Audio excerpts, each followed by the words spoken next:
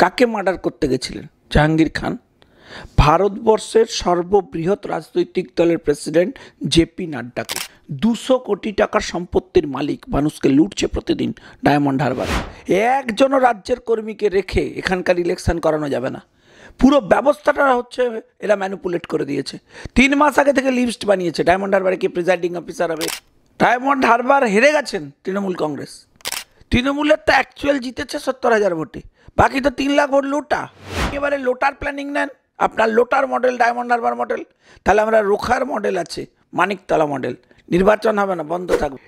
Election commission free and fair ইলেকশনের পরিবেশ দিতে না পারে, তাহলে আমরা ব্যাটারটা নিয়ে আইন আদালত করব। পুলিশ ছেড়ে একটা নির্বাচনও জিততে পারবে না তৃণমূল।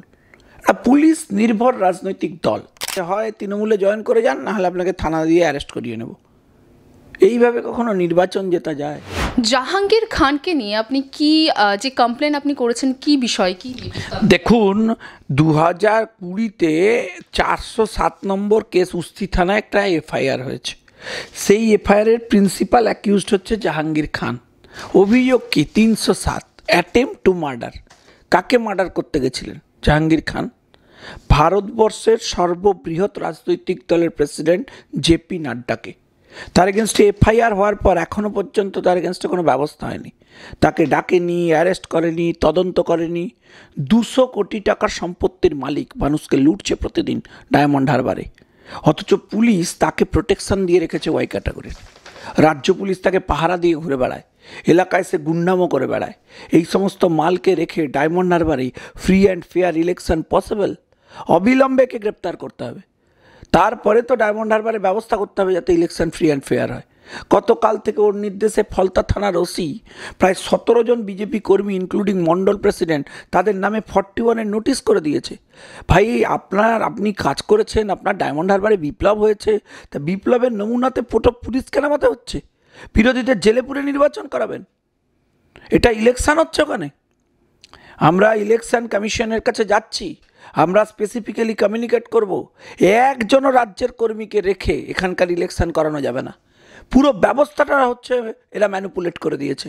3 মাস আগে থেকে লিস্ট বানিয়েছে ডায়মন্ড হারবারে কে প্রিজাইডিং অফিসার হবে, কে পোলিং অফিসার হবে, কে সেকেন্ড অফিসার হবে, সব তৃণমূল খুঁজে খুঁজে বার করেছে।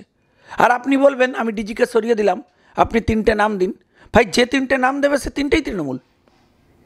Out of the state officers নিয়ে আসতে হবে যারা এখানে অপারেট করবেন। কারণ তো ইতিমধ্যে তৃণমূল বলছে যে যাকেই নিয়ে আসবেন তাকে আগামী 2 বছর আমার আন্ডারে কাজ করতে হবে। ভাই, সর্ববৃহৎ একটা দলের সভাপতির প্রাণনাশের চেষ্টা। অভিযোগ জাহাঙ্গীর খান বেতাজা ঘুরে বেড়াচ্ছে, বেতাজ বাদশার মতো। শাহজাহান তার ভাই সবের শেল্টারে আছে। আচ্ছা, পুরো বিষয়টা রয়েছে ডায়মন্ড হারবারকে কেন্দ্র করে রয়েছে, তো কোথাও কি বিজেপির সেখানে প্রার্থী দিতে দেরি হওয়ার পিছনেও একটা কারণ এটা? না, বিজেপিতে আমাদের প্রচুর লোক রাজি আছে। আমাদের তো সবাই বলছে বিজেপি ওখানে তো ক্যান্ডিডেট হবো। আমরা তো লোক খুঁজে পাচ্ছি না, এমনটা না। আমাদের এত লোক আছে, তার মধ্যে বাছা যাচ্ছে না, সবাই ইন্টারেস্টেড। আর জানে তো সবাই যে ডায়মন্ড হারবারটা আবার জিতবে। ডায়মন্ড হারবার আটকানোর ক্ষমতা নেই। ডায়মন্ড হারবার চোখ বন্ধ করে থাকুন, অভূতপূর্ব রেজাল্ট হতে চলেছে। ডায়মন্ড হারবার হেরে গেছেন তৃণমূল কংগ্রেস। এই পরিস্থিতিতে আছে বলে আমাদের ক্যান্ডিডেট ফাইনাল করতে হচ্ছে, আলোচনা করতে হচ্ছে, স্ট্র্যাটেজি ফাইনাল করতে হচ্ছে। আর এ নির্বাচন লাস্টে 1 জুন, গঙ্গা দিয়ে কত জল গড়াবে এখন অপেক্ষা করুন। আসছে আমাদের প্রার্থী, অপেক্ষা করুন, খেলা আমরা ঘোরাবো।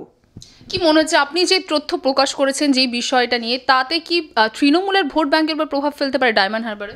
তৃণমূলের ভোট ব্যাংকে আবার কি প্রভাব? তৃণমূলের তো অ্যাকচুয়াল জিতেছে 70,000 ভোটে, বাকি তো 3 লাখ ভোট লোটা। আপনি ভাবুন, ফলতাতে 90% হচ্ছে পোলিং হয়েছে। একটা এলাকায় 90% পোলিং হয়। ইয়ার কি হচ্ছে? এটা লুটে পুরো গুছিয়ে দিয়েছে পুরো ডায়মন্ড হারবার। আমরা বলেছি যদি ভাই আপনি এবারে লোটার প্ল্যানিং নেন, আপনার লোটার মডেল ডায়মন্ড হারবার মডেল, তাহলে আমরা রোখার মডেল আছে, মানিকতলা মডেল। নির্বাচন হবে না, বন্ধ থাকবেন, এমপি হওয়া হবে না, ঘুরে বেড়াবেন। যেমন ওখানে এখনও ইলেকশন করাতে পারছে না। যতক্ষণ না পুরো ব্যবস্থা, পুরো সিস্টেম ইলেকশনের মতো হবে, নিরপেক্ষ হবে, ততক্ষণ হবে না। কি মনে হচ্ছে কতদিন সময় লাগবে? কারণ এমনিতে তো লোকসভা ইলেকশন সামনে চলে এসেছে, সব দলে দলে প্রচার শুরু হয়ে গেছে, প্রার্থীদেরও প্রচার শুরু হয়েছে। দেখুন, আমার বক্তব্য হচ্ছে যদি election commission free and fair ইলেকশনের পরিবেশ দিতে না পারে, তাহলে আমরা ব্যাটারটা নিয়ে আইন আদালত করব। কোর্টের মনিটরিং এখানে ইলেকশন হবে। ওই করে নিলাম, তালে গোলে বেরিয়ে গেল, এসব হবে না। আমরা বেঁচে থাকতে থাকতে তো হবেই না, ভুলে যান, আগে যা হয়েছে এবার তা হবে না। রাজনৈতিক মহলে একটা গুঞ্জন উঠছে যে সিপিএম এর সঙ্গে নওশাদ সিদ্দিকী জোট হতে পারে এবং সেখান থেকে নওশাদ সিদ্দিকী দাঁড়াতে পারে। তো নওশাদ সিদ্দিকী যদি সেখানে দাঁড়ায়, কি মনে হয় সেই তৃণমূলের ভোট ব্যাংকের উপর কি কোনো প্রভাব ফেলতে পারে? দেখুন, এরা নওশাদ ডায়লগ দিয়ে বললো আমি দাঁড়াবো, তো দাঁড়াবি তো দাঁড়া, বুকের পাটা নেই আমি দাঁড়াবো, এসব গাল গল্প দিয়ে লাভ আছে? ক্ষমতা থাকলে দাঁড়িয়ে দেখা। আমাদের যেমন ক্ষমতা আছে, আমরা বলছি দেখে নেব, লড়াই হবে। কে এর ক্ষমতা নেই, ক্ষমতা থাকলে এতক্ষণে দাঁড়িয়ে যেত। আমরা তো অপেক্ষা করছি, ময়দানে দেখা হবে। বিজেপির ভোটে কি প্রভাব ফেলতে পারে এই বিষয়গুলো যদি নওশাদ সিদ্দিকী দাঁড়িয়েও যায়? একদিকে অভিষেক বন্দ্যোপাধ্যায়, তার মাঝে আপনি এই সমস্ত তথ্য প্রকাশ করেছেন, কি মানে বিজেপির ভোট ব্যাংকে কি প্রভাব ফেলতে পারে? ভোট ব্যাংকের কোনো গল্প নেই। ভারতীয় জনতা পার্টি ডায়মন্ড হারবারে জিতছে, এবারে জিতবেই। এবারে পরিস্থিতি তৈরি হয়ে গেছে, মানুষ সিদ্ধান্ত নিয়ে নিয়েছে। গণতান্ত্রিক প্রক্রিয়ায় যদি নির্বাচন হয়, মানুষ যদি ভোট দিতে পারে, ডায়মন্ড হারবারে এই সমস্ত জাহাঙ্গীর যদি ইলেকশনিং ব্যবস্থার মধ্যে পার্টিসিপেট না করতে পারে, তাহলে ডায়মন্ড হারবার চোখ বন্ধ করে বিজেপি জিতবে। কিছু করার নেই। যদি না লুটে নেয়, পুলিশটা যদি 2 ঘন্টার জন্য বসে যায়, পুলিশ ছেড়ে একটা নির্বাচনে জিততে পারবে না তৃণমূল। পুলিশ নির্ভর রাজনৈতিক দল। আচ্ছা, একটা অন্য প্রশ্ন করব আমি, যে অতীশী মারলেনা তিনি বলেছেন যে বিজেপি থেকে তাকে পার্সোনালি বলেছিল বিজেপিতে যোগদান করতেন এবং বলেছিল যদি তিনি যোগদান না করে তাহলে তাকে জেলে ভরে নেবে, এবং সেই বিষয়টি তিনি বলেছেন যে 1 মাসের মধ্যে তাকে এবং আরও 4 জন নেতাকে আপ থেকে জেলে ভরে নেবে বা ইডি সিবিআই এর তদন্তের আধারে আসবেন উনি।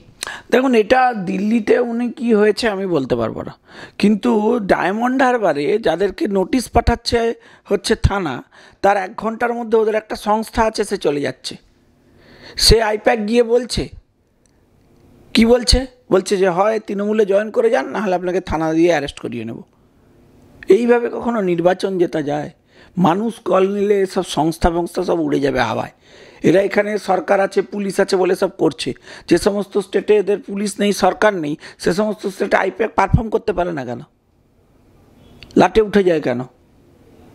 ফলে চাপ নেবেন না, খেলা শুরু হয়েছে, তোরা তো খেলতে চায়, আমরা খেলাও দেখাবো। আচ্ছা, একটা শেষ প্রশ্ন করবো যে তাহলে কতদিনের মাথায় বিজেপির তরফ থেকে ডায়মন্ড হারবারের প্রার্থীর নাম ঘোষণা হতে পারে? এখনো এইসব তো আমি তো দলের ক্ষুদ্র কর্মী, আমি এসব ব্যাপারে পলিসি ডিসিশনে বলতে পারবো না। পলিসি ডিসিশন তো পার্টি তো রেডি, পার্টি স্ট্র্যাটেজিক কোনো নিশ্চয়ই পলিসি আছে, ঠিক সময় ঘোষণা করে দেবে।